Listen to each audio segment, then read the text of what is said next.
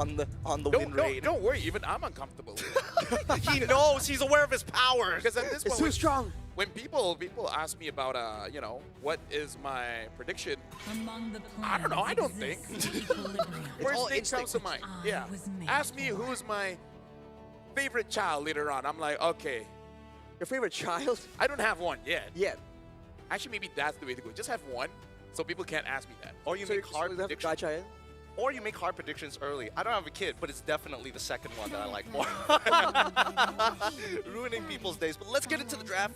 DFWG on the blue side, facing off against Evil on the red side. And almost straight away, we're seeing a little bit of a difference in the draft, right? The Fanny bans, Jushin, great to see Banda. But Baxia, Yves expected. Baxia, interesting. Yeah, that is very interesting here.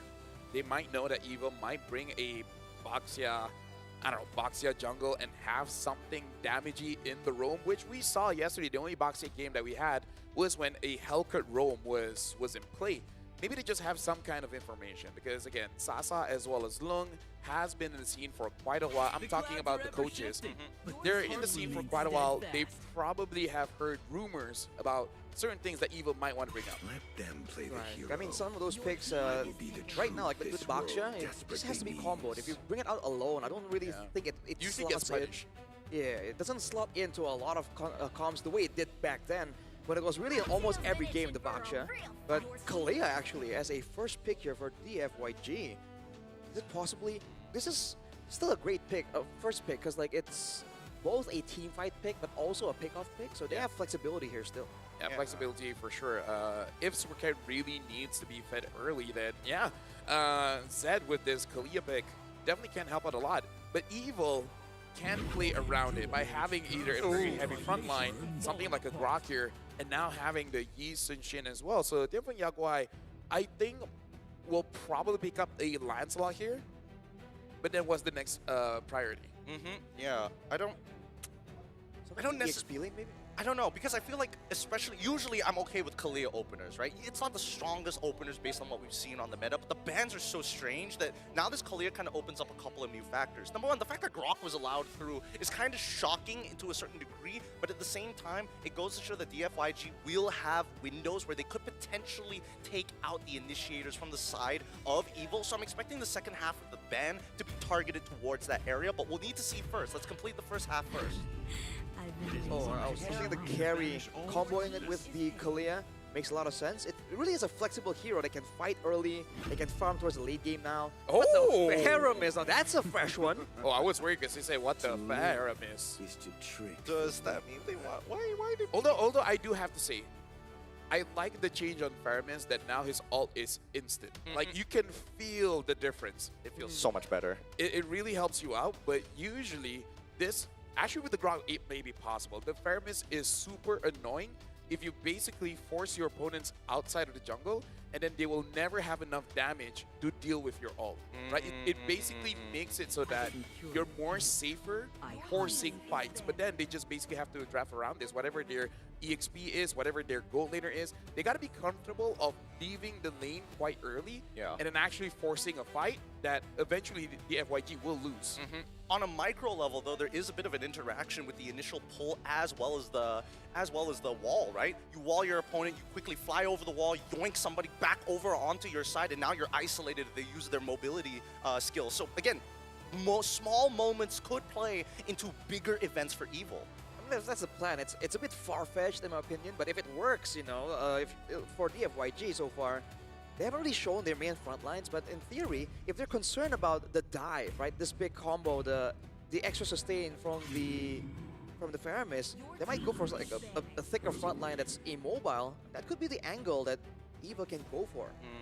Evil decide to ban out the Valentina. They probably don't want the Grok ult to be stolen away, or even the Faramis ult, both of which pretty decent at what they do. Uranus, the follow-up ban for DFWG.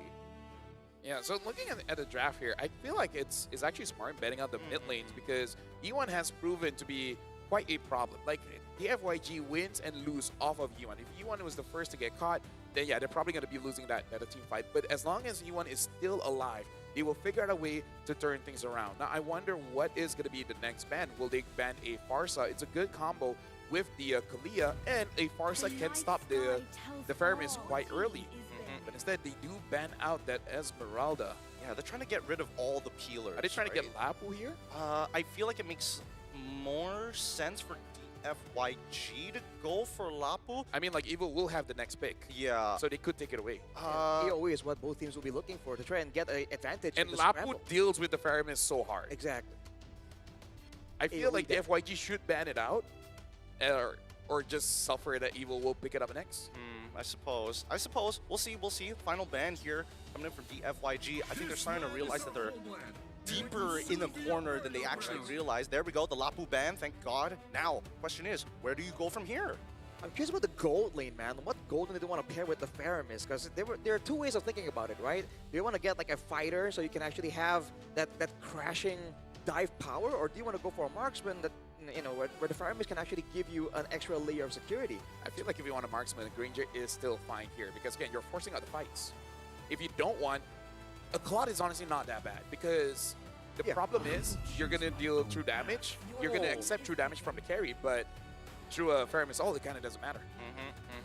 Harlots. I feel like a Fovea should be good here for Tianfeng Yaguai. Faux Farsa? Faux... No, I think full Farsa would work. I guess. I'm only concerned is that Farsa is just going to be essentially marked 24/7. Feathered Airstrike, instantly you're looking at people jumping to cancel it. That's the main problem. The safest is Kagura, but I don't know about that. DFYG are okay with having like the Kalia being the only front line, because usually the Kalia just isn't as tanky. You got good sustain, but you're not exactly immune to burst damage. Ooh, Okay, there we Alice. go. Good counter. Good teamfight presence and the Luna. Oh, forgot about a Lunox. Nice. I was really worried that DFYG might overthink the situation and be like, okay, guys, we have to play for the earlier stages. Let's go with the Kimmy, and then you have like a really weird mid-duo that does decently well in the earlier stages, but then just completely falls off a cliff later.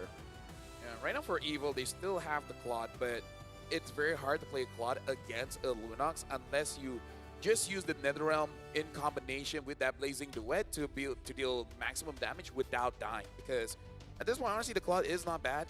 You can still go for something like a Granger. Other than that, I'm not sure unless they bring out something funky like a Clint. Oh, Well, Freya, it's okay. It's okay. Like, Freya can definitely force fights, especially at level 4. Man, talk about a battering ram, right? They're hoping that their opponents just group up together and maybe Freya is able to clean up or maybe even start the initial initiation so that Grok might have a better set. Either ways, it's heavily engage heavy on either side, dancing around. Can I say it's pretty cool that they take the Freya away from the team from China? Yeah. Let me use your weapon against you.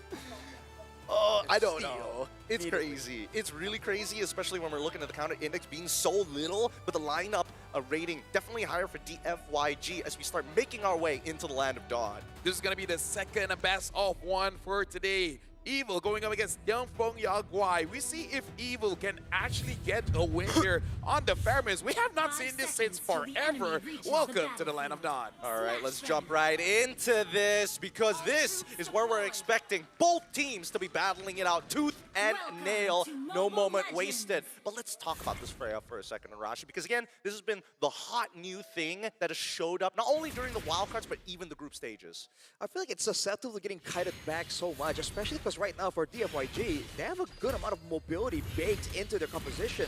And against a dive hero like the Freya, you either kite away from it or burst it down. Technically, DFYG can do both, although with the Vengeance, right? That could be some factor where Ven can buy a bit more time, be a bit more of a problem. But they're also calling their support down to the bottom side as we see the initial invasion from Sayla and Powerful. They're getting some good damage onto Superken, but unfortunately still doesn't get the Little Wanderer. Yeah, this is what they want to try to do. They want to establish a very early, a lot powerful, able to push them away. Ooh. Getting chunked pretty hard here. Sayla should be okay, at least for Powerful, able to get his passive off in time. Yeah, either ways, right now, I like what Evil is trying to do, where Powerful is able to delay the minions, so they tried to go for an early freeze, but DFWG Yaguai said going to the gold lane, understand that Vel honestly doesn't care, even if he's denied of some minions, but you can't say the same for long. So I like that DFWG Yaguai answered that freeze very early on. E1, by the way, is going for the bargain hunter right here, so trying to go for those early power spikes as fast as possible. Again, I think for a lot of people, including the players themselves, they're looking at that first neutral objective fight, right, with all the ultimates ready. So setting up, clearing waves faster to ensure that you have the EXP lead is actually a big factor that I think both teams are kind of contesting. Another thing we have to consider is that actually there's not as much CC as I would like to see on Dianfeng Yao Guai. They've got a lot of like decent mobility, but if Ven is on top of them, there's a pretty good chance that Lung might have to just flicker almost instantaneously if he joins that first fight. Speaking of which, it already begun.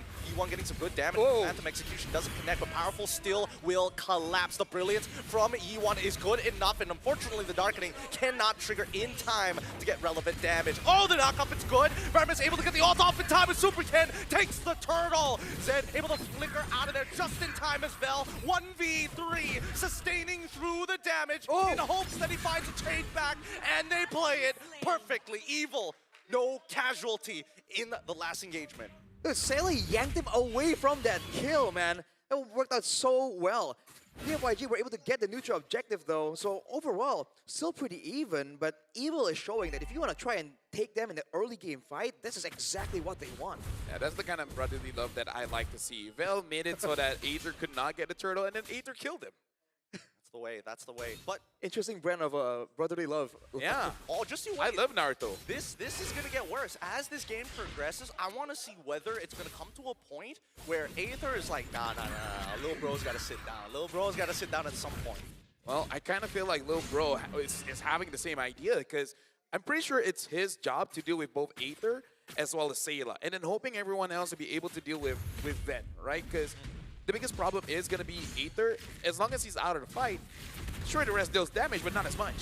Oh, the engagement is perfect, and unfortunately, Sayla doesn't make it there in time to save him. Unfortunately now, with the Netherrealm gone, it's just going to be another head falling over to DFWG. Can I say that I love Faramis, one of my best heroes, but I don't know. I'm hoping Sayla can make it work, so I have an idea of how to play him right now, but I gotta say, I've not been having any luck with this pick. I mean, especially in this game, Rafael, they're just very all-in. If you look at Evil's composition, they can go for a fight, and then they're stuck in there. They can't really get out of it, right? And DFWG are the ones with the mobility advantage. I'm curious about who is actually going to go for the healing reduction first, because DFWG have a lot of healing baked in.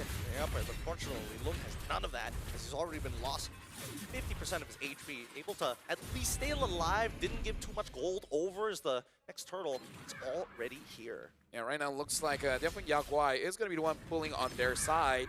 Aether only have a few more seconds now on that turtle boat. Vel is just waiting for him to show his face to go in. Hey, Gear is just beating him up, and now the engagement from Sayla is good! They find Zed, take out the trigger finger as the Netherrealm already pops to save lives here. Paramedics on the scene, superken bails out.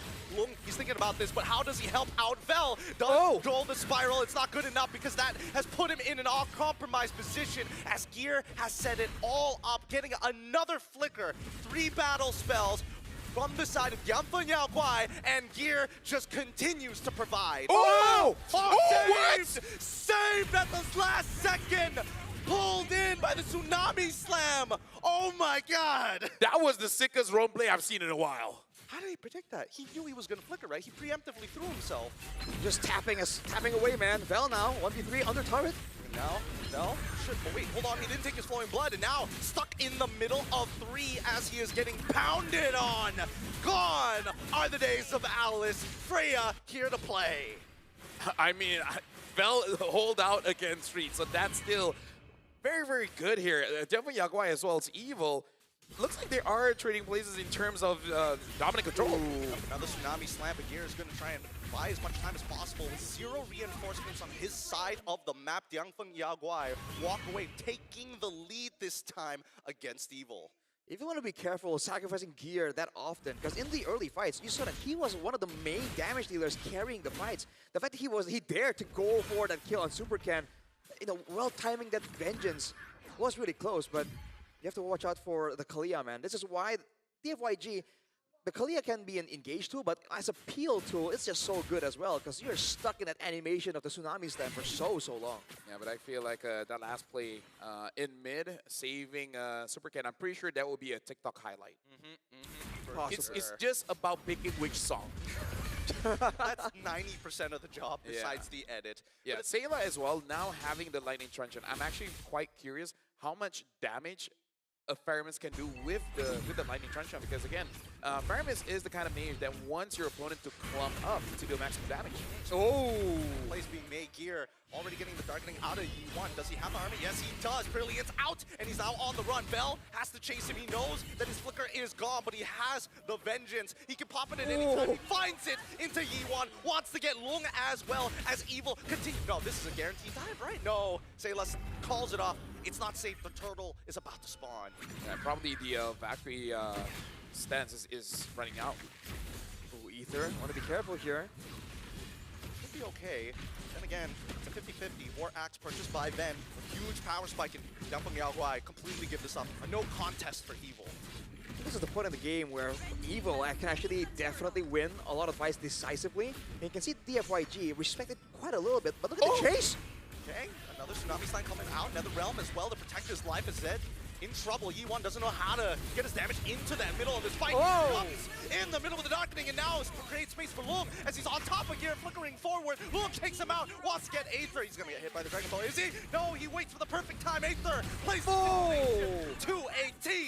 Powerful, no flicker. Overkill. And this is why I say is the thing about Yaoguai is they force it out when they really shouldn't. Like when we saw this yesterday, there's no reason for you to fight that. You already saved yourself. I don't know. Yep. And I think that Evil at this point, with Powerful so eager to get this kill, and Yi1 really is out for Aether, right? This is, again, the third time he's done this. No darkening. He still has the Brilliance. He's trying to get out. The Tsunami Slam is good. Yi1 takes him out. And now Bell trying to peel off foreign members. The Flowing Blood gets caught in the wall. Unfortunately, Ben, he is just so stable in the front line. What are you supposed to do against this guy? Not much, actually. You gotta wait for more power spikes. But, man, I feel like Aether has been caught in an odd situation multiple times this game. I wonder if he's not pre-planning his routes, his rotations. Because on a Yi Sun-shin, that's part of what makes that hero so good. How fast you can farm up and move around the map to collect all that farm. Or he trusts Sayla so much. I have a personal medic ready at any time. Okay, Bell engaging on a fight that I'm not 100% sure should have been started in the first place, but considering the position of DFWG, they thought maybe they caught someone. Bell once again jumps in. Doesn't get too much here, but at least they know that the Brilliance is gone from Yi1. Yeah, Ven is basically like the moment that all this up, he just dives in. Oh, and Gear finds the final slash, forcing Yi1 to flicker. Oh wait, Evil, they're punching them right at the ankles. Good timing there. No flicker available for Yi1 for the next neutral objective. And look at the setup, but superken. Careful, man. Ben. I mean, the Vengeance, not enough. Not even remotely close as Lung is able to burst him down and Powerful. He's got an opportunity. Tech charge? No tech charge? Gonna save the tech charge? Finally, there's the tech charge. Gear is doing a godly amount of damage. I like that. It's like, hey, that's all you, buddy. I can save Superken. I don't know about you. I mean, I like how you were like, tech charge, and it finally came out. I thought it interesting that they sent Ben to essentially split push, but then when he was punished, they didn't go for the neutral objective. And technically, I don't think they can. They don't have a lot of built-in shred the same way DFWG does with the Lunox and carry. Superken though. Okay. He will be able to use his punctures to get out of the awkward situation that he was put in, but I think Evil at this point also understand that fighting for the Lord contested is going to be pretty hard. We might as well just keep feeding off of you as well. Yi1 gets caught again, able to get the Brilliance in time. Turtle Ball only connects onto its low side. Good wall from Powerful, and Ben takes out Long as they now start pressuring the Lord. Dude, DFWG has no idea to deal with Ben on this Freya. I mean, like, it's a China special, but it looks like they have no idea what to do against this. Or it's China PTSD. It's like every time they see it, it's like, I remember what my league looks like. Now I know why we always ban it.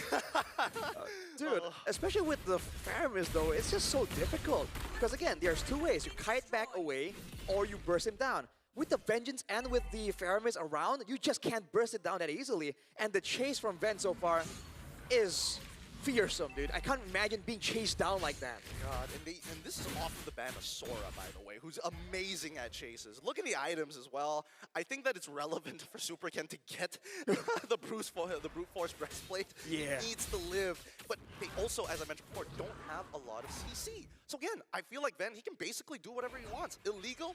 I don't see no laws here. I feel like DFWG, they need to kite out many abilities coming in from Evil, but Ven is not giving that opportunity. Seem as powerful. Those walls are costing DFWG quite a lot here. So I feel like if they're able to kite it out, they might eventually win, but doing it is so difficult.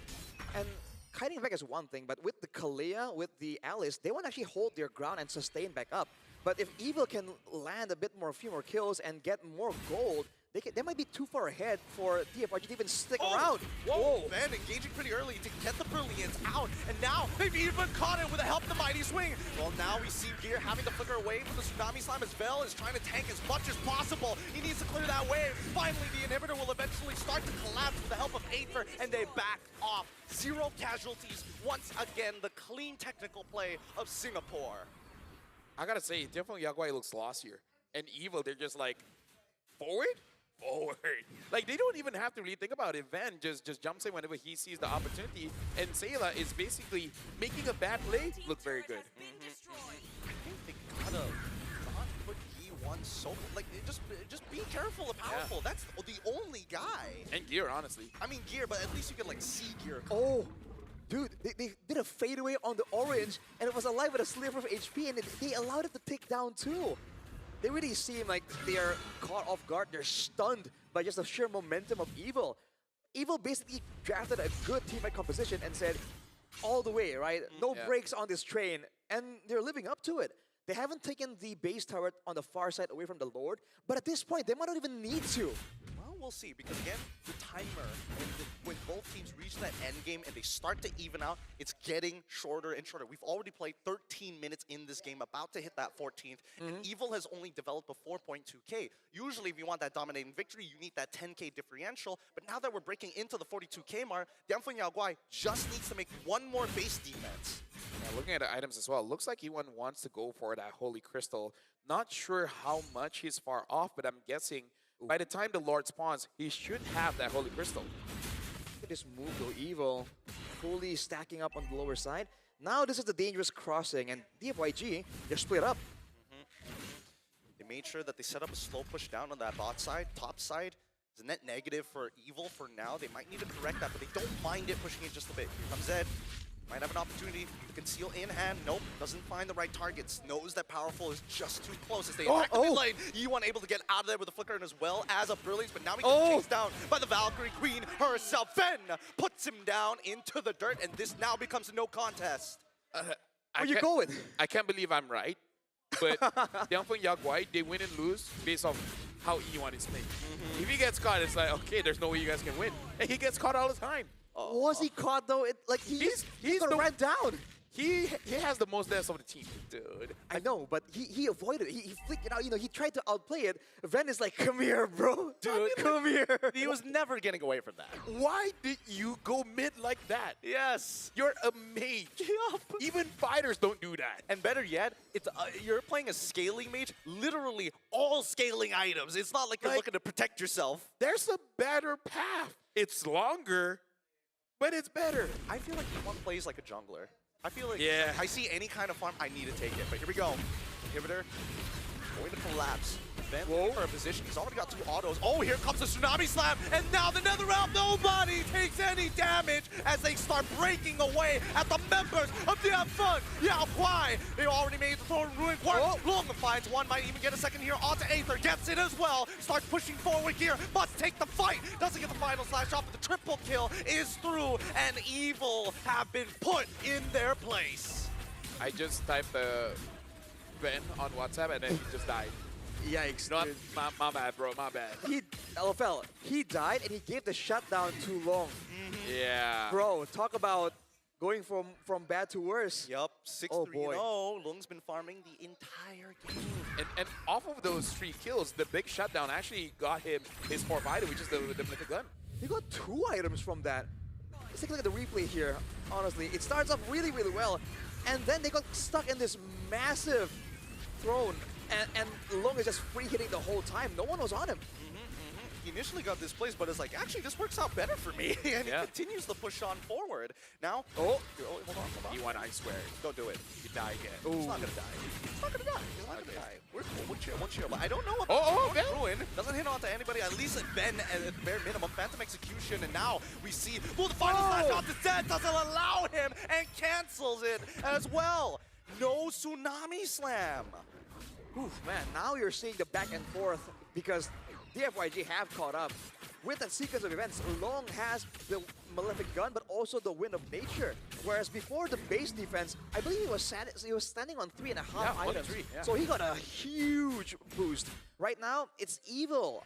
Evil are the ones who have to really think about who they want to send out to the zone out Long.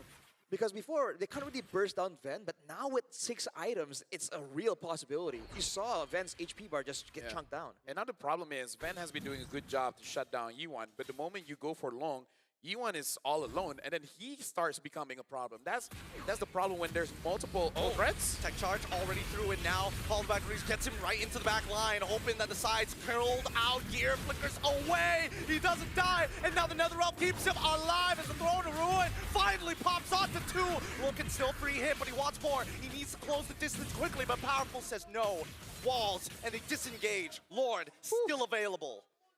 Man, no casualties, but this is the investment that Evil made earlier. They have the far side base tower down, but now this is like late game. All the items are getting completed for DFWG, and they can shred on the Lord really fast, so they have that factor going for them. They can sneak this Lord if Evil aren't careful. Yeah, exactly. That's a big problem that I think Evil knows, so they feel like they gotta contest. Here comes Tsunami Slam already through. Oh, man, he's able to get out just in time. Is Powerful. Does find some counterplay. He's going to come back, but he needs to tech charge. He dies before he gets it off. And now DFWG missing their mid laner. Yi1 missing, and Vel looking to peel Throne of Ruin onto 3 targets. And Gear can only do so much as Zed tries to save. He has to run. 2 down. The overextension complete. And Long, with no more pillars of support, quickly wins up Natures to get superken into the mix, and Gear finally dies. Here's the thing, that was DFWG, they hesitated because they saw Vel there, and they're like, do we help him out? Do we not help him out? Because I feel like, oh, he's gonna die, but oh wait, he's surviving much longer than we thought. And because of that, Zed got caught as well. That was a moment of hesitation that Evil just took advantage of. Oh, yeah. Yeah, man. I mean, that might have just costed them the game. This Lord is so important for both teams, and Evil has just gotten it without any contest. DFWG were separated, and when they're not together, this is the quote-unquote weakness of a traditional composition, whereas for Evil, that's exactly what they want. If they can get 5 1v1s, they would take it. Yeah. Really dangerous game here. I mean, the engages coming in for Vel has been good.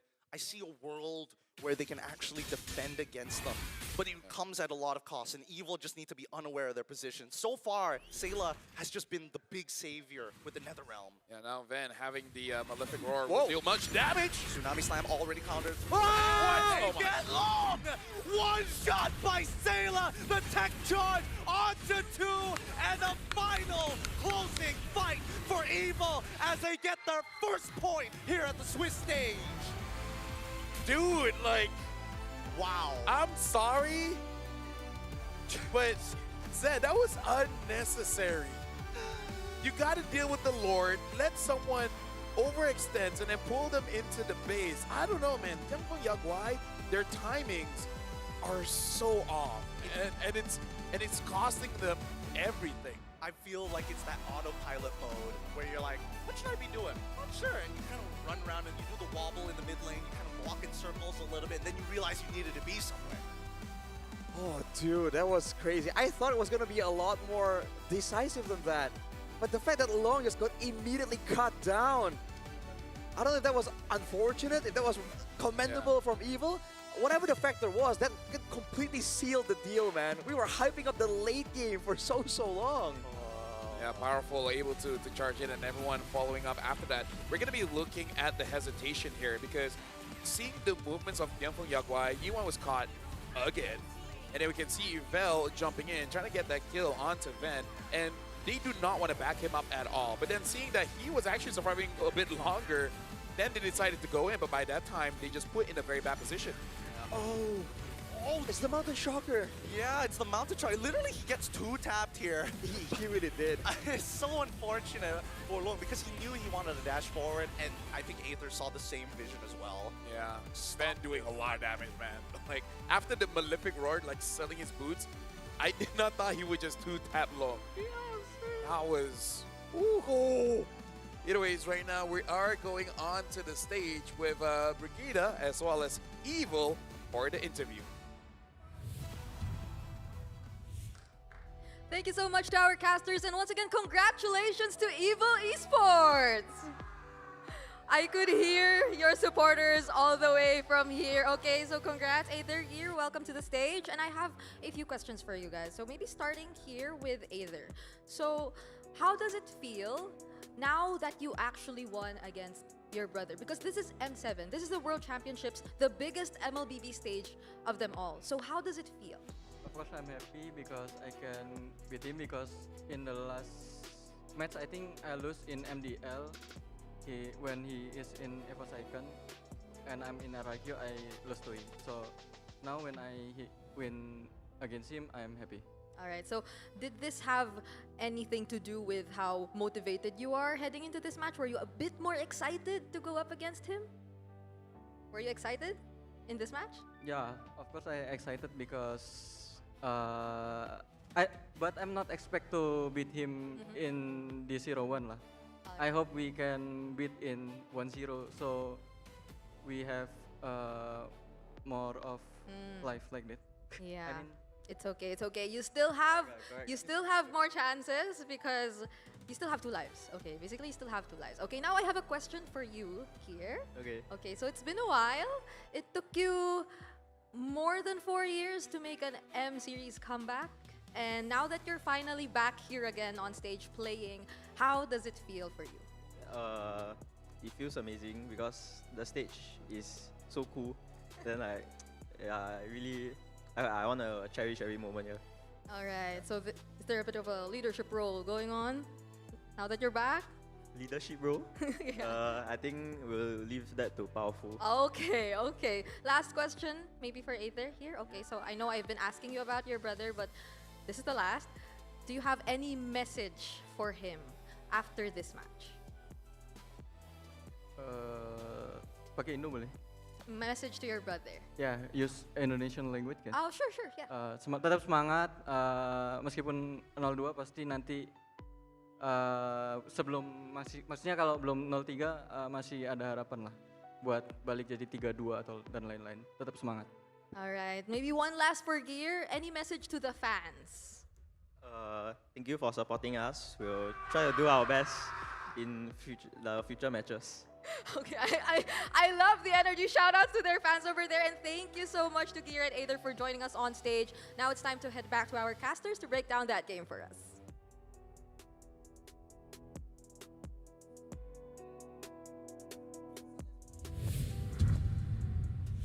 Thank you very much, Brigida. And yes, Aether is right. As long as it's not 0-3, there's still opportunities, right? But again, Facts. it's very dangerous here because this is only day number 2, and we're already having teams going 0-2, just one more loss, and that's it. But let's talk about this game first. The fairness, I would say every single hero from Evil kind of feels like they have their own individual jobs, right? Ben makes sure that the Yuan doesn't do anything. Seela makes sure no one dies. Aether was there. And then Gear makes sure that superken could not do much. I think that this is one of the few exciting metas that I watch, and I'm like, every hero doesn't feel like they're out of place, right? Right. The laning phases, I think that all the teams, and especially even for Seela, because there's a pretty good argument that Seela could have just straight up just lost the mid lane, right? It's a 2v2 sort of lane, and you've got a Kalia on the opposite side, and you're farmers, right? Your cooldowns may be shorter, but there's outplay potential in the lane itself. And I think the beautiful thing about it was the fact that Seela, even from last year and the year before, he's really patient.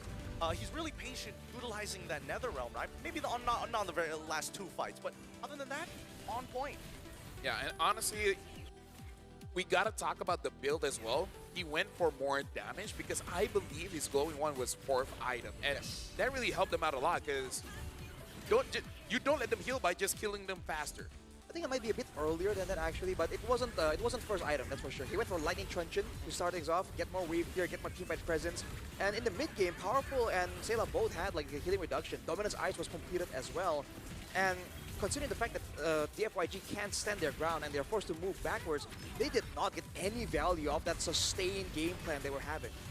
Yeah, I think the sustained game plan isn't exactly great, especially if your sustained game plan is coming from Kalia in comparison to how much value you're getting from the Netherrealm on a single button press. And a lot of these fights, you can see that Evil understand this. It's a lot of pushing and pulling, trading resources, and then moving back and doing it again.